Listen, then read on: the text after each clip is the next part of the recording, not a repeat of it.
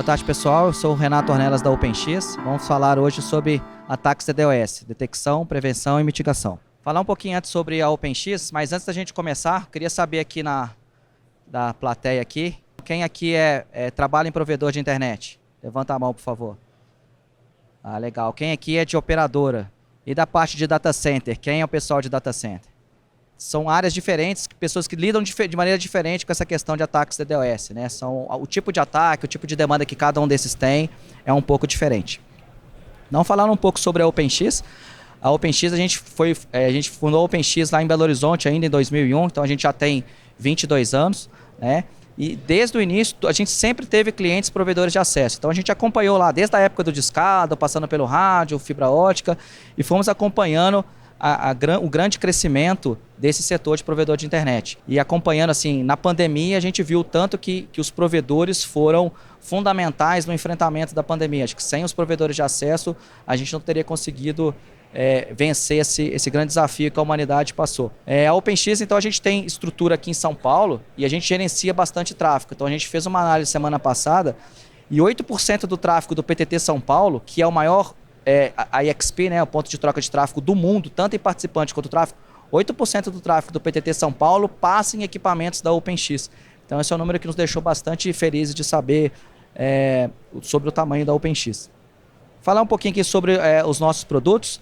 A gente tem a parte de consultoria para provedores, que é a nossa origem, né? Então na consultoria a gente consegue olhar tudo sobre a operação do provedor, desde a borda, ajudando a contratação dos links de internet, até a OLT. Então, assim, da fibra para frente, da fibra de acesso, da última milha para casa do usuário, isso é responsabilidade do provedor. Então, tem clientes da OpenX que a gente administra 100% da estrutura dele. Um outro produto que a gente trouxe também foi a nossa parte de Link P, porque a gente viu que os clientes precisavam de ter uma boa conectividade para dar a maior experiência possível para o usuário. E como não tinha um link que a gente pudesse recomendar para os nossos clientes com a melhor qualidade possível, então a gente criou essa operação, a gente criou esse link de internet exatamente para que os provedores pudessem dar para os clientes a melhor experiência possível. A gente tem também a parte de infraestrutura, a gente construiu no nosso escritório original aqui em São Paulo, fica até bem próximo daqui de onde está sendo o evento, a gente construiu um data center que inclusive serve para a gente mostrar para os nossos clientes qual é o modelo de infraestrutura que a gente recomenda que eles tenham lá. Que a gente vê muitas vezes os pequenos provedores com problemas de energia, com problemas de infraestrutura em geral. Então, uma estrutura legal é importantíssima para que a operação dele não pare. Então, esse aqui, por exemplo, são fotos lá da nossa estrutura lá no nosso POP principal, que a gente chama de Verbo Divino, que é a rua onde a gente está localizado. A gente tem também, lá dentro da Equinix SP4, que é o maior data center do Brasil, a gente tem uma estrutura que a gente chama de cage, né? Uma gaiola que ela é privada para a OpenX. Então a OpenX tem 6 racks que a gente usa ela exatamente para compartilhar a infraestrutura com os nossos clientes. O cliente quer colocar um switch para terminar o MPLS dele, o cliente quer colocar um switch para se conectar com o Google, com o Facebook, com os maiores conteúdos. Então ele tem essa possibilidade de colocar os equipamentos dele dentro da nossa estrutura. Então vamos falar um pouco então sobre ataques DDoS. O que é um ataque DDoS? Um ataque DDoS é uma forma de ataque não intrusiva, ou seja, o cara não está tentando roubar um dado seu ou do seu provedor, não está tentando obter nada disso. Ele simplesmente quer tirar algum serviço do ar, seja uma aplicação, seja um site, seja derrubar um provedor. E por que tem aquele D no início lá de distribuído? Então ele significa que ele tem múltiplas origens. Ele não tem como origem um único endereço IP. Ele vai ter vários endereços IPs como origem. E exatamente como ele é distribuído, e hoje normalmente o que usa-se para atacar são as botnets, né? Você não consegue saber. A primeira pergunta que faz para a gente: Renato, quem está me atacando? Cara, não sei. Porque a gente vai olhar os endereços IP, são variados e nunca é a própria pessoa que está querendo te atacar. São vários computadores escravos no mundo gerando aquele ataque para você. Então a gente vai mostrar aqui uma forma bem visual de que é um ataque DDoS. O pessoal está tentando segurar lá o ataque.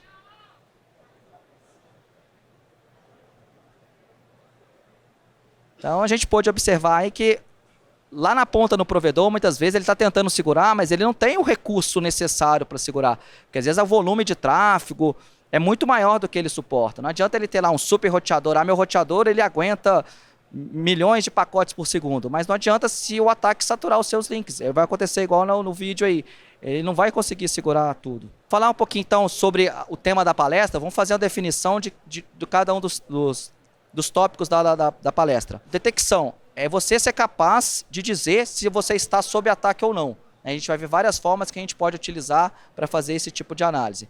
Prevenção são medidas que vão impedir que a gente consiga, que a nossa rede seja a origem de ataques DDoS. Falar, poxa, Renato, a gente não consegue evitar de tomar um ataque? Não consegue. Porque se alguém quiser te atacar, ele vai te atacar.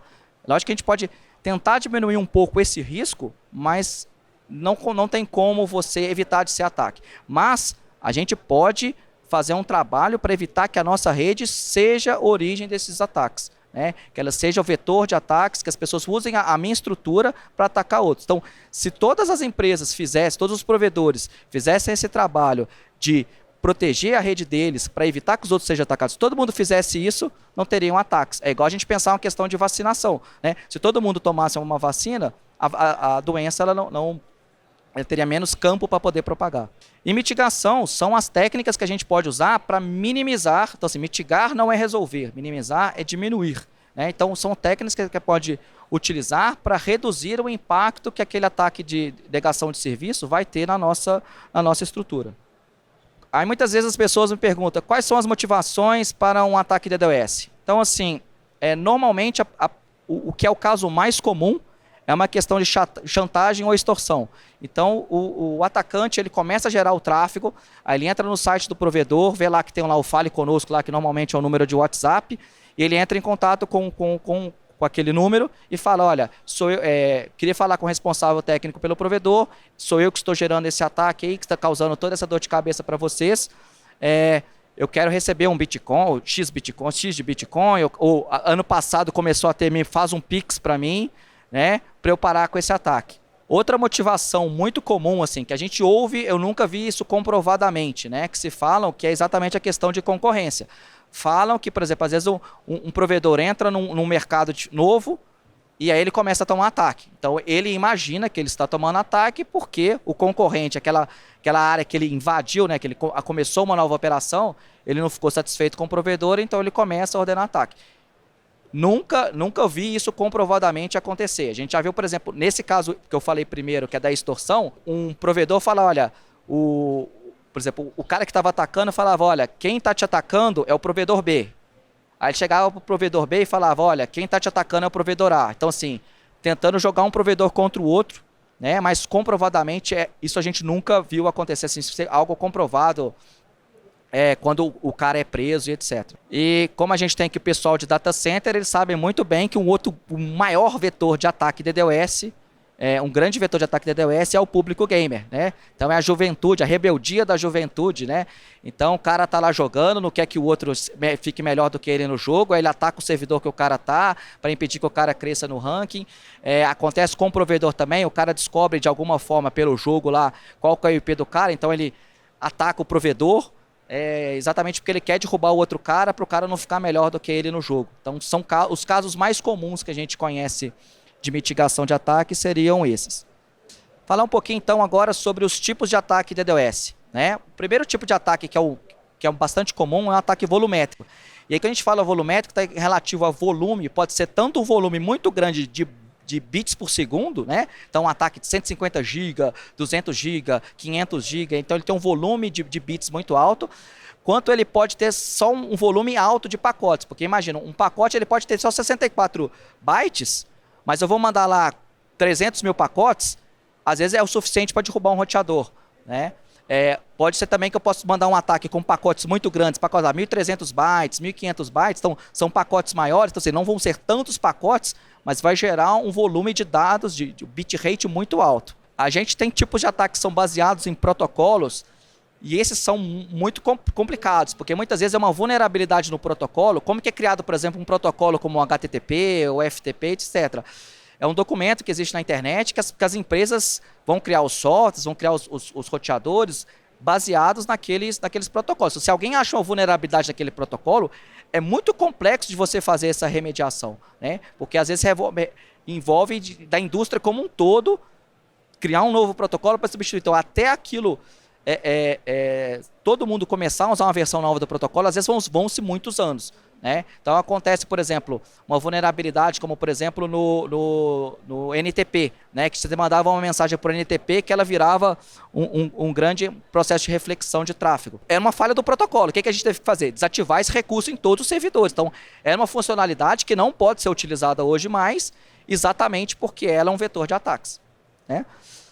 Amplificação, a gente vai mostrar um exemplo daqui a pouco, né? Mas ele explora alguma vulnerabilidade de algum protocolo, como a gente falou acima, né?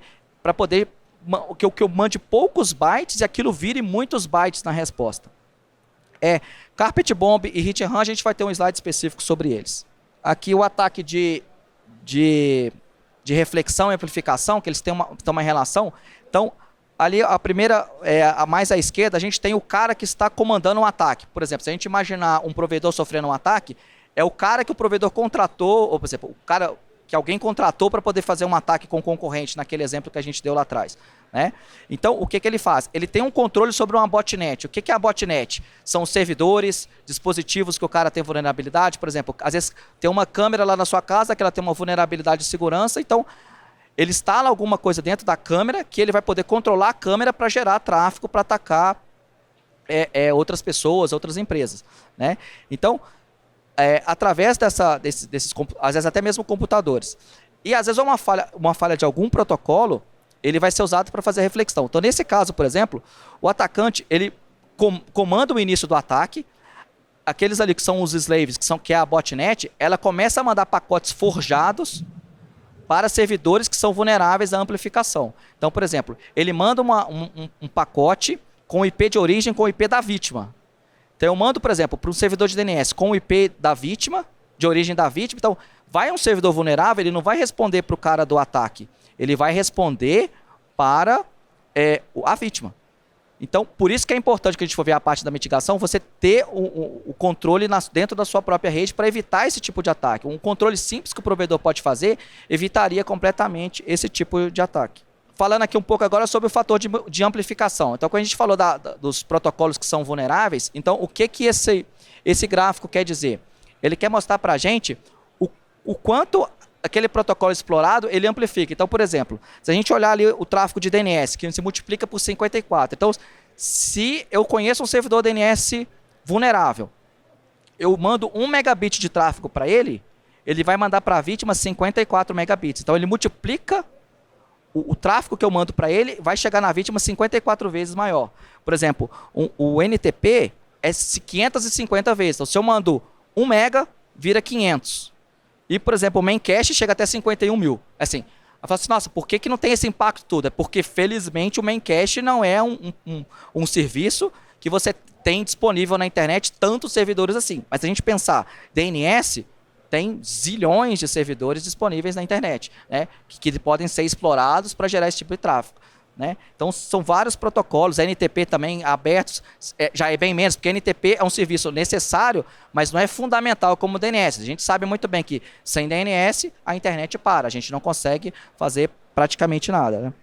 Então, aqui é um vídeo explicando um pouco o que é o Carpet Bomb, que é o tipo de ataque mais comum que a gente vê. Então, antigamente o cara mirava num único IP, hoje não. Hoje o cara vai lá, mira em vários IPs ao mesmo tempo. Então acontece isso que a gente está vendo no vídeo aí. Ele não está mirando no IP, ele passa lá e joga num /24, que são 256 IPs, manda num /22, manda no AS do cara inteiro. O grande problema do Carpet Bomb é que ele é difícil de detectar, ele é mais difícil de detectar e não é algo que é tão fácil de você fazer a mitigação, né? Então, por exemplo, por que eu falo que ele é mais difícil de detectar? A primeira vez que a gente se deparou com esse tipo de ataque, a gente olhava o gráfico do nosso cliente e via que ele estava sob ataque, porque você via o tráfego mais alto. Mas você olhava e você não conseguia identificar um IP que estava sendo atacado. Por quê?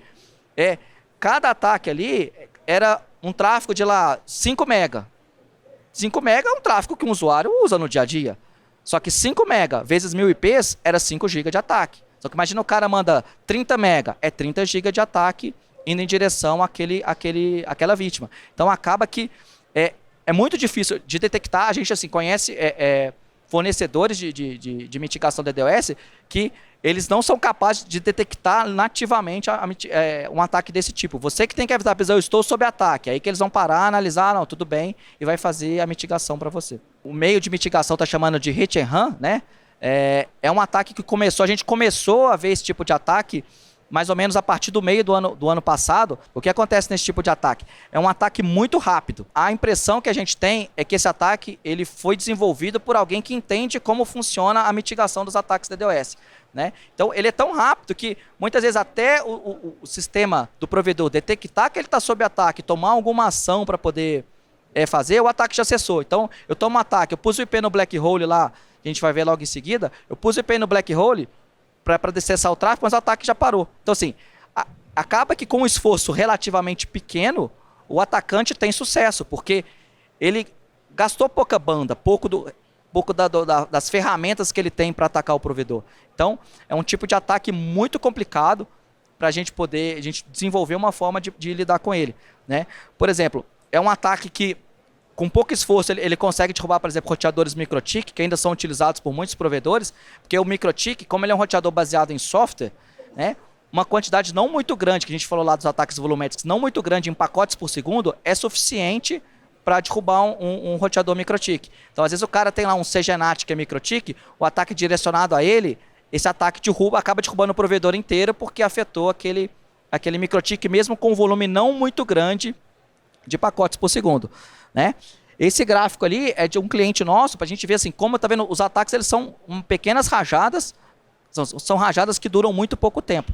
Antigamente, a gente tinha o normal de ataque, por exemplo, em 2021, 2020, eles duravam 1 hora de relógio. Começava o ataque, assim, os ataques normalmente para provedores de acesso. Era 1 hora de relógio. Começava o ataque, até você ficava observando ele lá, dava 1 hora certinha, ele cessava. Né? Uma outra coisa assim que a gente consegue observar é que a realidade que nós estamos falando, esses gráficos aqui, é a realidade de provedores de acesso. Pessoal de data center aí que trabalha com hospedagem, enquanto que provedores, a gente fala de poucos eventos de ataques. Você perguntar para o pessoal de hospedagem aí, quantos ataques você toma por dia, você fala assim, o dia que eu menos tomo são 100 ataques, 200 ataques. Realmente, o que eles sofrem é completamente diferente e as ferramentas que a gente tem que usar para ajudá-los são completamente diferentes das ferramentas que a gente usa para os provedores. Então, aqui nós vamos falar agora, nós falamos então sobre os tipos de ataque, vamos falar agora como é que a gente faz a detecção de ataques DDoS. Tem várias formas da gente utilizar para poder fazer a identificação daquela questão da detecção. Estou sob ataque ou não estou sob ataque? A primeira mais simples da gente utilizar, que é quando você não tem nada, é olhar o seu gráfico. E, por incrível que pareça, a gente tem clientes nossos de consultoria que quando a gente vai assumir a rede do provedor, ele não tem nem os gráficos de consumo dele. Então, é um cara que, se ele está sob ataque, ele não faz a menor ideia do que está acontecendo. Ele vai ter que entrar no equipamento e ver, nossa, a minha interface está topada. Então, eu devo estar acontecendo alguma coisa. Né? Então, o teu gráfico é melhor do que nada. E o que é interessante do gráfico é que você vê lá na sua borda, a interface está topada, você vai conseguindo olhar para dentro da sua rede para ver em direção a que equipamento está indo aquele ataque. Então, assim, óbvio que é melhor do que você não ter nada, que é o que a gente falou, que muitas vezes a gente depara com essa situação, mas é longe do ideal. Mas dá para você, pelo menos, ter uma ideia de para onde está indo aquele ataque. Existe também a análise de flow, né? O flow tem 2 tecnologias que são muito utilizadas, que é o NetFlow e o SFlow. Ele vai trazer muitas informações, porém ele tem um delay entre o evento ter acontecido e a gente ter essa informação lá dentro da ferramenta de detecção. E a gente tem também o espelhamento de tráfego. O espelhamento de tráfego é em tempo real. Só que para você, o espelhamento do tráfego é o seguinte, o tráfego que vai estar indo em direção ao assinante, por exemplo, no caso da OpenX, o tráfego que está indo em direção a um cliente, eu jogo para uma máquina para analisar. Né? Então eu jogo assim, 100% do tráfego que está indo em direção àquele cliente, ele vai ser desviado para uma máquina para a gente poder receber em tempo real todo aquele tráfego. Porém, eu preciso de muita banda e preciso de muito processamento, porque eu vou ter que analisar, eu recebo todos os pacotes e eles integrais. Né? Então a gente acaba de muito recurso para poder fazer a análise. Então assim, a gente olha esse gráfico aqui, é nítido para a gente que tem alguma coisa anormal acontecendo. Esse tráfego nesse POP aí estava 110 GB nesse momento, de repente ele foi para 250. Não tem nada que vai fazer, não tem um jogo de futebol na Amazon, não tem nada que possa, numa live no YouTube na época da pandemia, que vai fazer dar esse salto dessa forma. Né? Quando acontece um negócio, é aquele gráfico mais com a cara de exponencial, né? Que ele faz a curva para cima. Esse não, é reto. Se você olhar, ele sobe uma linha reta lá para cima. Foi a hora que começou o ataque. E se vocês puderem observar, esse gráfico, na verdade, ele deve ter sido muito mais do que esse tráfego aí, porque ele está bem suave, né? Quando eu falo suave, assim, a linha dele está como a gente está olhando ele lá para trás, a gente não tem tantos detalhes, ele não está tão serrilhado esse gráfico. Então, se a gente fosse olhar o detalhezinho lá na hora do ataque, para poder ver lá, analisando de 10 segundos, 20 segundos, a gente veria que esse tráfego, na verdade, deve ter sido uns 350, 400 GB esse ataque lá, se a gente fosse olhar no detalhe o tanto que subiu.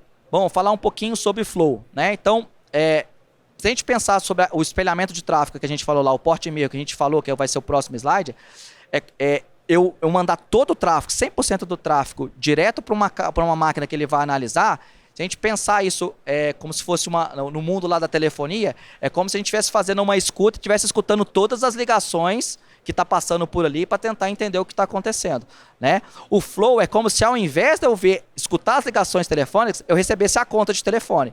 Então, ele vai ter lá dia, hora, quem ligou, para quem ligou, quanto tempo durou a ligação. Então, o flow é exatamente isso. É uma forma de você ter mais informações sem ter que analisar tudo. Então, por isso que você precisa de muito menos processamento, porque você recebe já uma versão resumida daquilo ali. Então, por exemplo, o NetFlow, que é mais utilizado em roteadores, ele faz uma análise das conexões. Então, ele vai falar assim, olha, esse cara aqui, ele acessou, ele tinha um IP de origem tal, ele acessou tal IP, a conexão dele durou tantos segundos, ele trafegou tantos bytes, tantos pacotes. Então, eu já consigo ter uma ideia da conexão. E ele traz muitos detalhes agregados ao flow. Então, ele vai trazer, por exemplo, qual é o ASN de origem, qual é o ASN de destino, vai trazer qual é a porta de origem. No caso, por exemplo, no flow, ele consegue colocar até mesmo as communities BGPs que estavam relativas àquilo dali. Então, ele traz muitos detalhes que você pode depois utilizar na sua análise para poder entender melhor o que está acontecendo. Já o S-Flow é uma tecnologia que foi desenvolvida para ser usada em switches, né? Então, o que acontece com o S-Flow? Enquanto o NetFlow é a amostragem das conexões, o S-Flow é de pacotes. Então, ele vai pegar cada 15 mil pacotes que passar no switch, ele pega um e vai entregar para o analisador. Então, comparado com a gente fazer o port mirror, que são todos os pacotes, o pacote integral, ele requer muito menos processamento. Porém, como ele não é analisado, ele não é a conexão, acaba que você perde também um pouco de detalhes. Então, onde que você tem mais detalhes é com o NetFlow, né? Mas é aquela questão, o S-Flow é melhor do que nada, né? Então, muitas das ferramentas de análise de ataques da DDoS suportam esses dois protocolos. Falar um pouquinho agora sobre ferramentas que a gente pode utilizar, que vão usar o Flow para poder nos auxiliar na detecção de ataques da DDoS. Um que a gente usava muito lá no início, né, era o FastNetMon, né? Foi um que ajudou muito o provedor lá atrás. Ele é bem simples de usar, bem simples de instalar. Tem uma versão gratuita e uma versão paga. Mas hoje ele não é muito útil mais, porque a gente falou que o ataque comum hoje é o Carpet Bomb. Então ele não consegue detectar o ataque Carpet Bomb e não vai o que ele consegue fazer de mitigação na versão gratuita, que é botar em Black Hole, não é efetivo mais, né? O OneGuard, ele é uma excelente ferramenta em custo-benefício, né? Ele tem uma licença anual que você paga para cada roteador que você coloca. Ele vai te ajudar nessa questão da análise do flow. O que é bem legal dele, que é imbatível o custo-benefício dele, é que você consegue separar cada pedaço de IP da sua rede, você consegue falar para que ele serve. Então, assim, ó, esse aqui são meus servidores de DNS, esses são os níveis de alerta que eu quero para ele. Esses aqui são meus IPs de CGNAT. Se a gente pensar assim, um usuário que recebeu um IP público, ok, ele não vai ser normal um usuário final que tem um IP público ter um tráfego de 200 mega durante muito tempo. Não sei quem está compartilhando na internet, né? Mas um IP de CGNAT já seria mais comum e mais provável que isso acontecesse. Você consegue falar, esses IPs eu uso para CGNAT, esses IPs são dos meus servidores, esses IPs são os corporativos. Então, para cada grupo de IP, você consegue colocar uma resposta diferente. A gente tem também o Arbor, que é uma ferramenta usada pela maior parte das operadoras, mas é um produto que é muito caro para a maior parte dos provedores de acesso. É uma ferramenta muito cara e muito complexa, né? Então, assim, quando a gente vai usar, tem operadoras que usam Arbor, não é comum, por exemplo, um ataque de DDoS ser detectado e limpo por ele de uma maneira eficaz. Normalmente você tem que ter alguém ajustando lá, trabalhando em cima dele para poder fazer aquele ajuste fino para o tráfego sair limpo lá da outra ponta, né? A gente tem o Kentik, que é uma ferramenta que é de análise de flow, e ele tem alguns dashboards que fazem a detecção de ataques, né, e que conseguem fazer também a parte de mitigação dos ataques de DDoS. Ele vai conseguir te ajudar nisso daí. É uma ferramenta muito boa, a gente também usa o Kentik na nossa rede. E uma coisa que é bem legal do Kentik é que ele roda na nuvem. Então, por exemplo, na rede da OpenX, com o volume de tráfego que a gente tem, a gente foi lá uma vez para rodar uma outra solução, que a gente fosse armazenar os flows e analisar os flows. A gente não ia conseguir armazenar por muito tempo, ia ter que ter máquinas muito parrudas para o volume de tráfego que a gente tem. Então, com o Kentik, a gente não tem que ter hardware nenhum. A gente manda tudo para eles, está tudo armazenado lá e tudo processado por eles lá. Esse do TeamZero, o Nimbus, esse TeamZero é um projeto de segurança da internet, ele é gratuito e ele também faz na nuvem, roda na nuvem também e tem uns dashboards bem interessantes, depois a gente vai mostrar alguns. Então, a outra forma que a gente tem de fazer a detecção de ataque é, como eu falei, com o port mirror, eu pego o tráfego que está indo para um cliente e espelho, né? E aquela máquina vai receber tudo. É complicado você ter uma máquina para analisar, até mesmo 10 GB de tráfego não é simples, né? Mas assim, falar assim, eu recebo lá 100 GB de tráfego, já começa a ficar muito complexo. Tem que ser máquinas com máquinas especiais, com placas de redes especiais, para você ser capaz de fazer essa análise desse tráfego. Por exemplo, é uma tela do Vanguard, né? Ali a gente tem lá as anomalias, né? Então, por exemplo, como é que a gente configura o Vanguard na rede da OpenX? A gente coloca... a gente quer que tudo que seja um pouco anormal, ele apareça, mas nem tudo gera alerta, né? Então... vamos supor, fala assim, não é normal um cliente fazer um download de maior do que 1 GB, tráfego HTTP maior do que 1 GB. Então, se tiver mais do que 1 GB, ele já gera anomalia, tem algo esquisito. Mas ele só gera alarme para a gente, por exemplo, se for maior do que 2 GB, for maior do que 3 GB. Então, para cada protocolo, você consegue fazer essa configuração para poder fazer a detecção do ataque. Esse é um gráfico lá do Nimbus, por exemplo, então, que ele é gratuito, né? Ele usa o Elastic Flow, o Kibana. Esse dá para você instalar isso dentro da sua operação também, fazer mais ou menos exatamente esses mesmos dashboards que ele tem dentro da sua operação. Mas esse roda na nuvem eu acho até mais prático você usar. Então, assim, é aquela história, não é o ideal, mas é melhor do que nada, né? Então, ele é uma ferramenta também que vai te trazer algumas questões de que OS está indo, para qual OS está indo, vai te trazer esses detalhes. Esse, por exemplo, é uma tela do FastNetMon. Então, assim, qual que é o grande problema do FastNetMon no mundo de hoje? É que você só fala o seguinte, esse IP eu monitoro, esse IP eu não monitoro. Então, assim, você não consegue fazer igual o Vanguard, que você consegue fazer para cada tipo de IP uma resposta diferente, né? Então, ele é mais limitado, mas também melhor do que nada. Se você não tem condições de comprar uma licença do Vanguard, usa o FastNetMon, que é melhor do que nada. Você tem que ter pelo menos visibilidade do que está acontecendo. Essa é até uma questão que é interessante falar, que na rede da OpenX, a gente tem, por exemplo, o Vanguard, porque lá no início da nossa operação, é claro, com portas de 10 GB, qualquer ataquezinho que entrava, acabava afetando a operação e outros clientes. Então, desde a nossa origem, uma das coisas que a gente sempre fez foi notificar os nossos clientes sempre que a gente perceber que eles estavam sob ataque. Antes mesmo da gente trabalhar com mitigação, a gente sempre avisou eles, né? Cara, tá acontecendo alguma coisa, vou botar em black hole, vou fazer alguma coisa, então a gente sempre notificou. O FastNetMon, pelo menos, te ajuda a pelo menos saber assim, estou sob ataque para qual IP está indo, né? É claro que o normal hoje, é todos os seus IPs estão sendo atacados. Falar agora um pouco sobre a prevenção de ataques DDoS. Então, assim, para ficar bem claro, eles não vão, assim, qualquer coisa que você, não tem nada que você faça, assim, eu fazer isso, eu estou imune a ataques DDoS. Não existe isso. Tem alguma coisa que você possa fazer para tornar sua casa à prova de roubo? Prova de tentativa de invasão? Não tem. Você pode até dificultar um pouco, mas é impossível você fazer algo que vai inibir completamente isso. Então, o que a gente pode fazer é impedir que a nossa rede seja a origem dos ataques, né? Então, se eu impedir que minha rede seja a origem de ataque, todo mundo aqui que é uma SN fizer o trabalho de casa e impedir que a rede dele seja a origem de ataques DDoS, com certeza a gente pode enxergar no futuro que os ataques vão ter uma capacidade muito menor de causar estrago em qualquer um, né? Então é muito importante que todo mundo faça isso. A primeira questão, então, é o anti-spoof ou o RPF, é o seguinte, não permitir que saia da sua rede pacotes com IP de origem que não são da sua rede. Então é o seguinte, se a minha rede lá 1.1.1/24 está tentando sair um IP lá 8.8.8.8, tá errado, não tem que sair aquele IP da minha rede, né? Então se você ativar as medidas de anti-spoof, já vai ajudar e muito a comunidade, vai ajudar a internet como um todo de reduzir drasticamente a possibilidade desse tipo de ataque de amplificação. E com isso aplicado, os ataques de amplificação não vão conseguir existir. Outra coisa muito importante é você fazer uma configuração adequada dos seus serviços que podem ser explorados para gerar os ataques de amplificação. Por exemplo, quem aqui usa MikroTik na rede ainda? Quem tem MikroTik na rede? Todo mundo tem que levantar a mão, porque todo mundo tem MikroTik. Mas quem usa MikroTik na borda aqui ainda?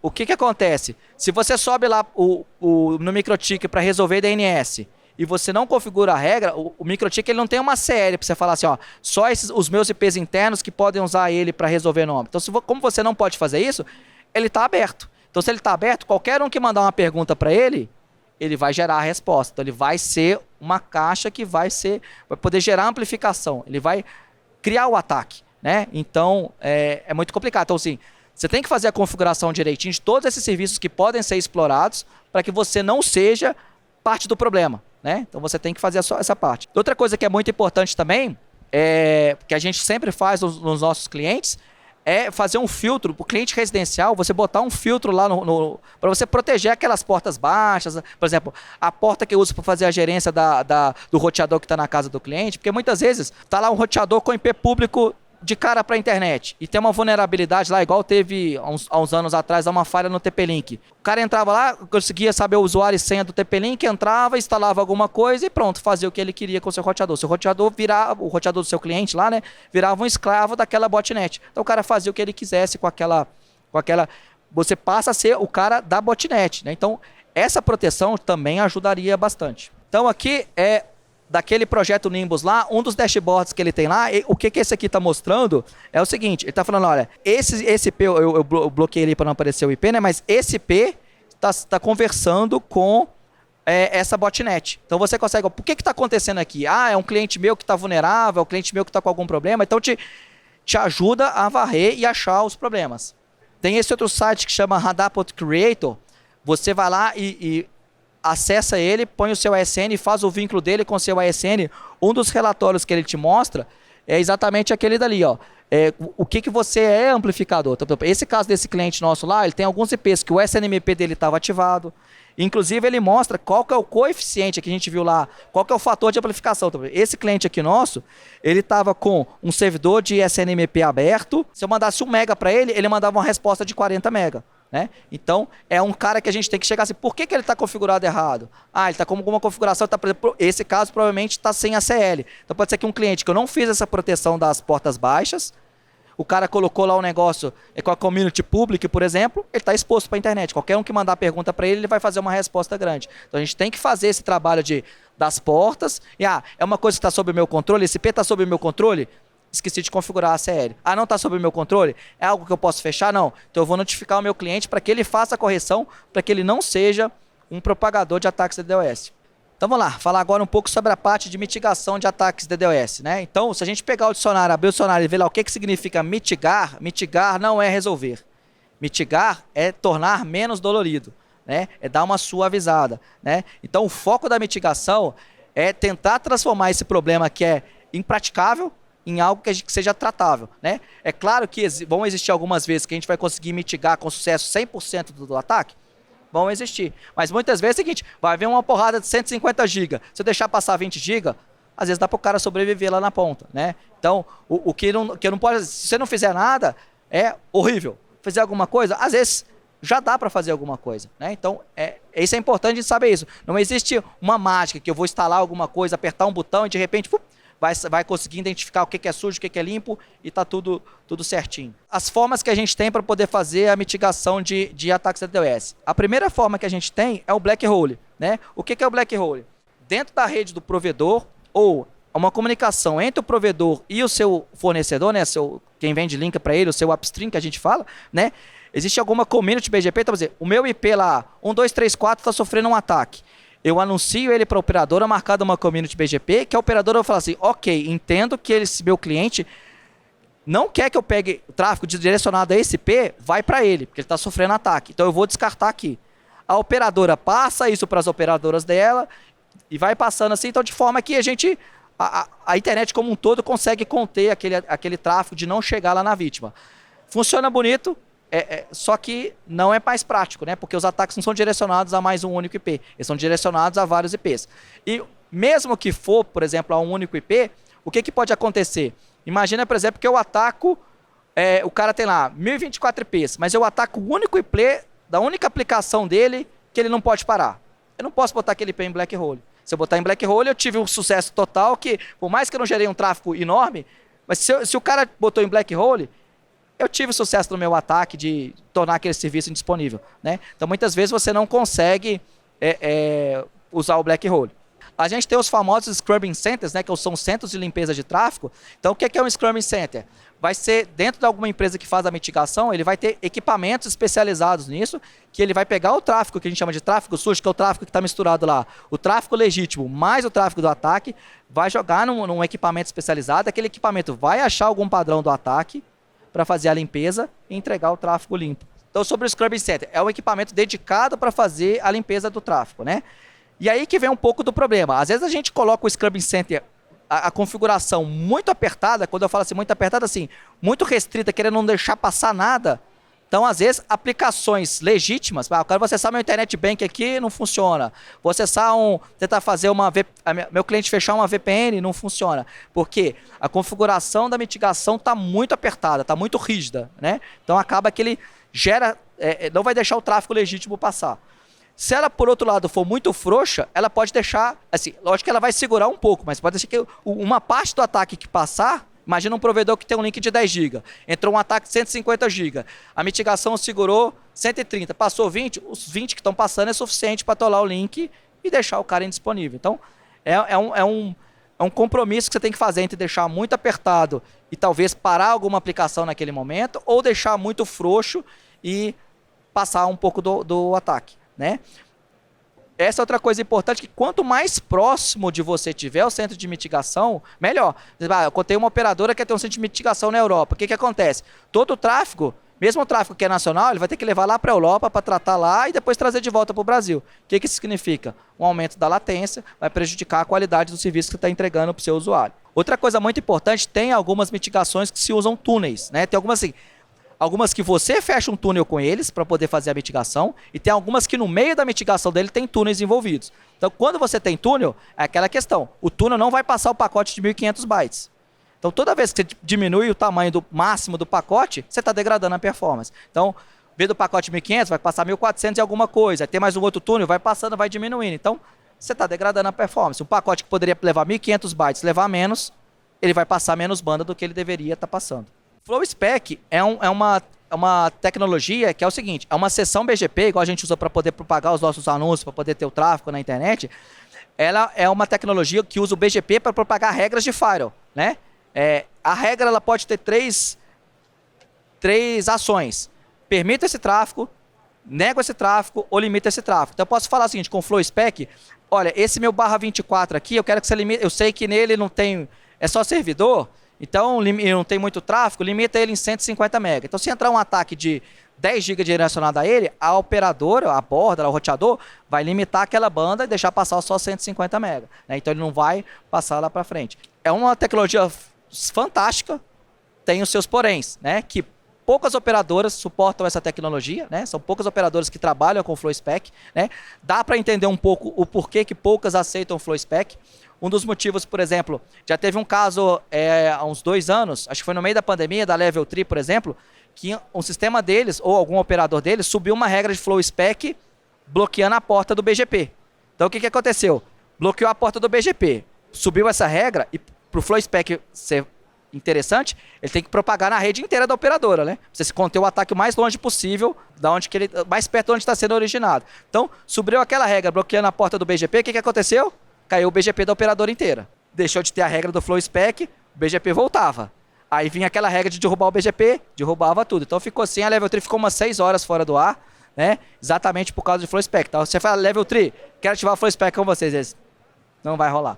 Então tem uma série de operadoras que não vão aceitar o FlowSpec. Você precisa de alguma ferramenta para poder gerar as regras. Então a gente tem alguns clientes nossos, por exemplo, que a OpenX, para alguns clientes, ela cria sessões BGP FlowSpec. Então, para aqueles clientes, por exemplo, que a gente ativou a sessão FlowSpec, a gente instala uma ferramenta para a gente gerar, para que ele consiga gerar as regras. O próprio OneGuard, por exemplo, ele consegue gerar as regras de FlowSpec. Essa aqui é a telinha do OneGuard para você gerar as regras de FlowSpec. Então tem lá IP de origem, IP de destino, que protocolo que eu quero, se eu quero permitir, negar, etc. Então, por exemplo, essa regra aí está falando que esse /22 ali, pacotes com a porta de origem 53, servidores DNS respondendo para esse /22 estariam limitados em, sei lá, 120 MB, alguma coisa assim. Né? Então você consegue criar regras de FlowSpec usando o OneGuard. E aqui tem uma parte de mitigação que a gente chama de OpenX Active Guard. Isso foi algo que a gente desenvolveu lá dentro da OpenX. Qual que foi o que aconteceu, o que nos motivou a criar essa solução de mitigação? A gente começou a perceber, ano passado, que aqueles ataques do tipo hit and run, os clientes nossos que já tinham a mitigação de ataques DDoS, não era eficaz, porque até a gente desviar, o cliente do nosso cliente tinha um microtik lá na ponta, até a gente desviar o tráfego para mitigação, né, era o suficiente para derrubar o cara lá. Às vezes, quando ele desviava, o ataque já tinha cessado. Então, a gente teve uma ideia de aplicar um filtro na interface que vai para o cliente. Então, aplicando aquele filtro na interface que vai para o cliente, ela está o tempo todo ativo e o tempo todo atuando, né? Então, a gente reduziu, em vez de ter um delay lá igual na mitigação tradicional de 45 segundos, alguma coisa assim, a gente reduziu isso a zero. 100% do tempo esse filtro está lá derrubando o tráfego ilegítimo e o tráfego que, por exemplo, que é aplicações legítimas, como, por exemplo, DNS, NTP, esses a gente limita. Para dar um exemplo, por exemplo, da parte do NTP, né? O NTP a gente viu que ele é um amplificador lá de 500 vezes o tráfego de ataques. Então, o que acontece? A gente olhou lá, usou a nossa ferramenta de Flow para analisar quais são os servidores de NTP mais usados, Apple, Samsung, Facebook, Google, Amazon, etc. A gente pegou todos aqueles do ntp.br, pegou todos aqueles, colocou numa lista branca, ou seja, esses nunca vão estar limitados, né? E pegou todo o resto e olhou assim, qual que é o cliente nosso que mais tem tráfego e quanto que ele tem de tráfego de NTP? Cara, é quase nada, tirando esses outros. 5 mega. A gente pegou e limita em 150. Então, no dia a dia, nunca vai esbarrar nesse limite. Mas no momento de ataque, vai entrar 50 GB de tráfego NTP, a gente vai segurar, vai deixar passar só de 150, 49 GB, a gente vai derrubar aqui na nossa estrutura. Contar um pouquinho do caso, né? Ano passado, que a gente começou a desenvolver esse filtro, no quanto a gente estava desenvolvendo o filtro, a pessoa que estava fazendo os ataques, acho que era até lá do Rio Grande do Sul, alguma coisa assim, foi presa. E aí entrou naquela calmaria de parar os ataques, né? Em janeiro, quando os ataques foram retomados, teve um cliente nosso que começou a chegar alerta que estava tendo muito ataque. Eu falei assim, estranho, o cara não está reclamando que ele está sofrendo com ataque. A gente foi olhar o gráfico dele, estava normal. Quando a gente falou, a gente vai olhar o gráfico, né? Olhou o gráfico, estava normal. Quando a gente foi olhar o nosso gráfico One, né, do nosso lado de fora, a gente viu o ataque. O que está acontecendo? Eu vejo o tráfego entrando e não está indo para o cliente. Eu falei, nossa, foi o cliente que a gente estava testando o filtro, né? E não desativamos, né? A gente suspendeu assim de continuar o desenvolvimento, mas não desativamos. E fomos ver, era a ideia do filtro, era que ele segurasse um pouco do ataque, e nesse caso ele se mostrou muito eficaz. Então essa onda de ataques que está acontecendo agora, esse filtro nosso tem sido muito eficaz. A gente mostrou para o cliente, cara, você está tomando ataque. Ele, não tô. Não, você está tomando ataque. Ele, não tô. Que é igual o soldado ali, eu falando pro cara, você tá tomando ataque, eu tô tomando pancada aqui nas costas o tempo todo, mas ele tá lá dormindo tranquilo, porque ele não tá tomando, né? Então, o que a gente falou assim, o que a gente tem que desenvolver aqui agora? É uma forma de mostrar pro nosso cliente que ele tá tomando a pancada. Então, esse gráfico ali do lado esquerdo, é como se eu estivesse vendo ali as costas mostrando para o nosso cliente as costas do soldado. Mostrando, olha, o tanto de tráfego que eu dropei aqui em São Paulo, é o tanto de tráfego que a gente limitou, e mostrar para ele como a nossa ferramenta está sendo eficaz e mostrar para ele que é ataque. Porque se a mitigação for 100% eficaz e o cara não está tomando ataque, ele não consegue ver diferença nenhuma. Por isso que a gente viu a necessidade de a gente conseguir mostrar para o nosso cliente o que estava acontecendo. Então, só para a gente finalizar, né? O que é importante a gente fazer no caso de um ataque DDoS? Então, a primeira questão é você ter um plano de ação. Não adianta você esperar começar a tomar um ataque DDoS para pensar assim, e agora? O que eu tenho que fazer? Não. Você já tem que pensar antes isso. Então, hoje, que está acontecendo muitos ataques DDoS, você tem que ter uma ferramenta de te ajudar a detectar, ou ter uma operadora que vai te ajudar com isso, né? Outra coisa, é importantíssimo hoje em dia você já ter link com alguma operadora, ou que seu fornecedor tenha link com alguma operadora que seja capaz de te ajudar na mitigação do ataque, porque não adianta assim, no momento do ataque, você vai estar lá sob estresse, sua rede toda ferrada, e você começar a correr atrás de alguém que vai poder te ajudar com isso, não é um negócio que não tem uma operadora que você fala, vamos subir um link aqui agora, e o cara vai apertar um botão, parar DDoS e vai parar. Não é assim. Por mais que, por exemplo, a gente consiga ser muito ágil, se o cara já estiver conectado com a gente e precisar de subir a mitigação, é coisa que realmente a gente sobe em 5 minutos. Né? Agora, se o cara não tem nem link com a gente, não tem nada, até que o cara conseguir contratar um link com alguém para chegar na gente, ele pedir a liberação dos blocos dele nas nossas operadoras e não sei o que e tal, vai lá 1 dia, 2 dias, alguma coisa assim. Então, é muito importante que você tenha link com alguém que tem. Então, se a sua operadora, pergunta para a sua operadora atual se tem alguma coisa de mitigação da DDoS, o que vai acontecer? E tomem cuidado com as operadoras que falam, não, tem mitigação inclusa no nosso link. Né? Então, o que acontece? O cara fala, tem mitigação. Beleza, tem mitigação, estou tranquilo aqui. Mas como que funciona essa mitigação? Pergunta para ele. Porque às vezes a mitigação para ele é o seguinte, cara, ataque de até 5 GB eu protejo. O ataque hoje é 20 GB, é 30 GB, é 40 GB. O que vai acontecer se entrar um ataque de 30 GB? Sabe que tem operadora que eles fazem? Derruba o seu link. Porque quando o seu ataque que você está tomando afeta o backbone, afeta os outros clientes dele. Então ele vai assim, você já está ferrado, não estava ferrado, hein? Você está tomando ataque? Então eu vou te derrubar, que você já estava ferrado mesmo. Eu não vou ferrar meus outros clientes. Então tem operadora que vai lidar com o problema dessa forma. Colete o maior número de informações. Se alguém entrar em contato com você, pega o WhatsApp, print da tela, recebeu o e-mail, print no e-mail, coleta o máximo de informação, salva tudo que possível e, muito importante, faça denúncia para a polícia, né? Vai na Polícia Civil, faz a denúncia. A gente conhece vários casos, tem um famoso caso aí que a gente sabe do cara que ele foi preso, foi até um cliente nosso, ele procurou a polícia, virou uma investigação grande, o cara foi pego e aí deu uma calmaria para todo mundo. Ano passado, esse ataque começou em julho, o cara usou Pix. Aí foi mais fácil de rastrear, foi um ataque coisa de 1, 2 meses, já parou porque pegaram o cara. Então assim, já conversei com o pessoal da polícia, é muito importante que vocês façam a denúncia, né? E mais importante do que fazer a denúncia é não pagar pro cara. Se você paga pro cara, o cara um dia que ele tiver precisando de dinheiro, o que ele vai fazer? Vai te atacar. Então você pagar pro cara, você tá pintando um alvo na sua testa. Toda vez que o cara precisar de dinheiro, ele vai te atacar.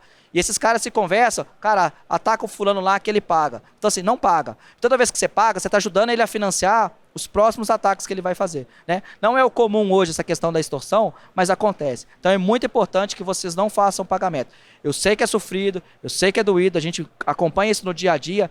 A gente tem um cliente, por exemplo, ele não tinha link com a gente, né? Mas ele estava conectado num cara que tinha link com a gente, aí ele estava sofrendo ataque há 3 dias, pediu assim, OpenX, vocês conseguem nos ajudar? A gente conseguimos. A gente foi, subiu para ele, assim, conseguiu subir em 1h30, conseguimos fazer tudo para poder deixar ele protegido. E aí depois, assim, no outro dia que ele estava mais tranquilo, ele falou assim, Renato, tem cliente que era meu cliente há 10 anos. Eu fui olhar o cara pediu cancelamento. Hoje eu fui olhar, o único chamado dele é o de cancelamento. Então assim, o cara nunca tinha aberto o chamado zero, era um cliente satisfeito e tal, assim, por causa de 3 dias de ataque, ele perdeu o cliente. Mas cara, era meu cliente há 10 anos. Então a gente sabe o quão é difícil você conquistar um cliente, quanto é difícil manter um cliente, é mais adianta você perder um cliente por causa de um ataque. Esse QR Code aí, pessoal, se vocês quiserem escanear, vai cair no WhatsApp da OpenX, né? E vocês quiserem pedir uma cópia dessa apresentação, a gente pode mandar ela para vocês, né? Fica à vontade de chamar lá, tem meus contatos aí. E queria agradecer a Brint, né, pelo evento, que esse ano tá maravilhoso, muito cheio todos os dias, esse lugar novo ficou bem legal, né? E agradecer a presença de todos vocês. Valeu, obrigado.